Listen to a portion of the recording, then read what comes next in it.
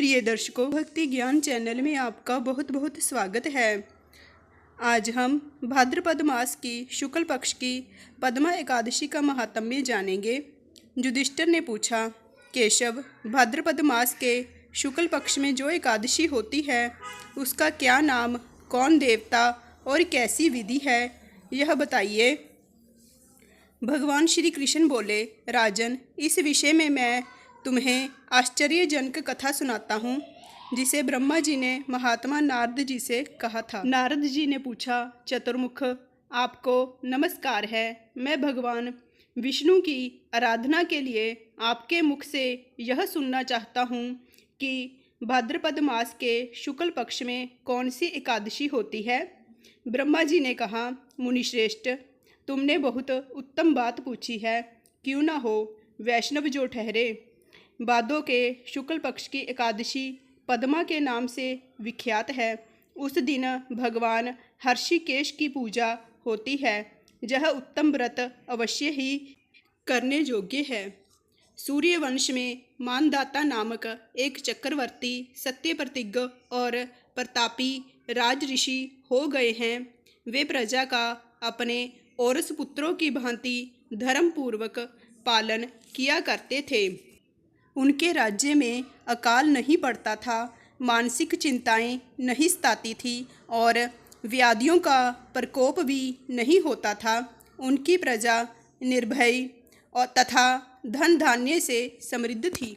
महाराज के कोष में केवल न्याय से उपार्जित धन का ही संग्रह था। उनके राज्य में समस्त वर्णों और आश्रमों के लोग अपने अपने धर्म में लगे रहते थे। मानधाता के राज्य की भूमि कामधेनु के समान फल देने वाली थी। उनके राज्य करते समय प्रजा को बहुत ही सुख प्राप्त होता था।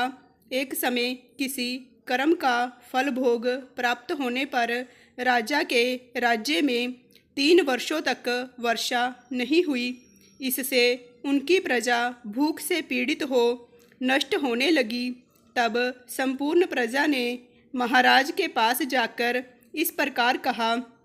प्रजा बोली, नृपश्रेष्ठ, आपको प्रजा की बात सुननी चाहिए। पुराणों में मनीषी पुरुषों ने जल को नारा कहा है।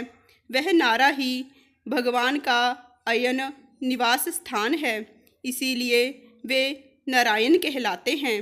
नारायण स्वरूप भगवान विष्णु सर्वत्र व्यापक रूप में विराजमान हैं।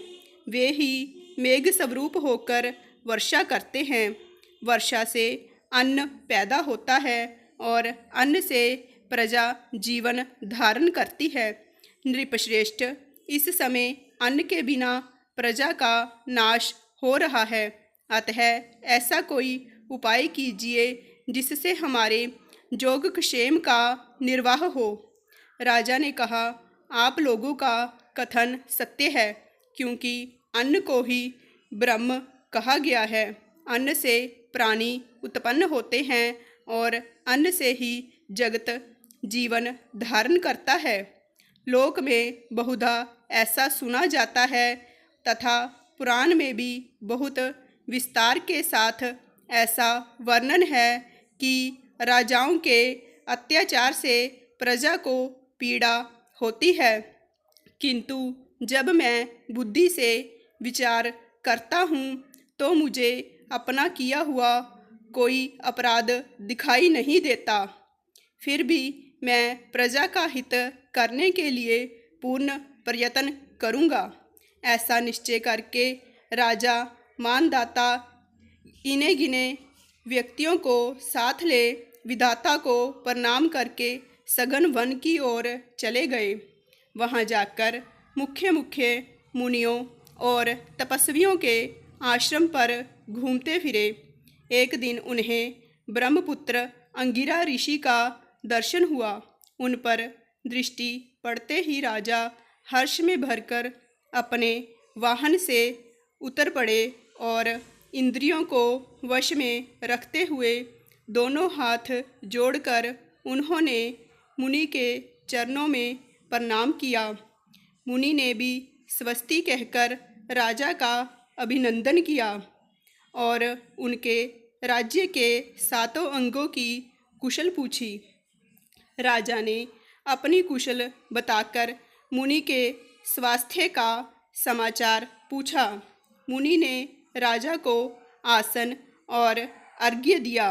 उन्हें ग्रहण करके जब वे मुनि के समीप बैठे तो उन्होंने इनके आगमन का कारण पूछा। तब राजा ने कहा, भगवन, मैं धर्म अनुकूल प्रणाली से पृथ्वी का पालन कर रहा था, फिर भी मेरे राज्य में वर्षा का अभाव हो गया। इसका क्या कारण है, इस बात को मैं नहीं जानता। ऋषि बोले, राजन, यह सब युगों में उत्तम सत्य युग है। इसमें सब लोग परमात्मा के चिंतन में लगे रहते हैं तथा इस समय धर्म अपने चारों चरणों से युक्त होता है। इस युग में केवल ब्राह्मण ही तपस्वी होते हैं, दूसरे लोग नहीं। किंतु महाराज, तुम्हारे राज्य में शूद्र तपस्या करता है, इसी कारण मेघ पानी नहीं बरसाते। तुम इसके प्रतिकार का यत्न करो, जिससे यह अनावृष्टि का दोष शांत हो जाए। राजा ने कहा, मुनिवर, एक तो यह तपस्या में लगा है, दूसरे निरपराध है, अतः मैं इसका अनिष्ट नहीं करूँगा। आप उक्त दोष को शांत करने वाले किसी धर्म का उपदेश कीजिए। ऋषि बोले, राजन, यदि ऐसी बात है तो एकादशी का व्रत करो। भाद्रपद मास के शुक्ल पक्ष में जो पद्मा नाम से विख्यात एकादशी होती है, उसके व्रत के प्रभाव से निश्चय ही उत्तम वृष्टि होगी। नरेश, तुम अपनी प्रजा और परिजनों के साथ इसका व्रत करो। ऋषि का यह वचन सुनकर राजा अपने घर लौट आए। उन्होंने चारों वर्णों की समस्त प्रजाओं के साथ भादों के शुक्ल पक्ष की पद्मा एकादशी का व्रत किया। इस प्रकार व्रत करने पर मेघ पानी बरसाने लगे, पृथ्वी जल से आप्लावित हो गई और हरी भरी खेती से सुशोभित होने लगी। उस व्रत के प्रभाव से सब लोग सुखी हो गए। भगवान श्री कृष्ण जी कहते हैं, राजन, इस कारण इस उत्तम व्रत का अनुष्ठान अवश्य करना चाहिए। पद्मा एकादशी के दिन जल से भरे हुए घड़े को वस्त्र से ढककर दही और चावल के साथ ब्राह्मण को दान देना चाहिए। साथ ही छाता और जूता भी देने चाहिए। दान करते समय निम्न अंकित मंत्र का उच्चारण करें। बुद्ध श्रवण नाम धारण करने वाले भगवान गोविंद, आपको नमस्कार है, नमस्कार है। मेरी पाप राशि का नाश करके आप मुझे सब प्रकार के सुख प्रदान करें। आप पुण्य आत्मा जनों को भोग और मोक्ष प्रदान करने वाले तथा सुखदायक हैं। राजन, इसके पढ़ने और सुनने से मनुष्य सब पापों से मुक्त हो जाता है। वीडियो अच्छी लगी हो तो कृपया लाइक, शेयर एंड मेरे चैनल को सब्सक्राइब करें।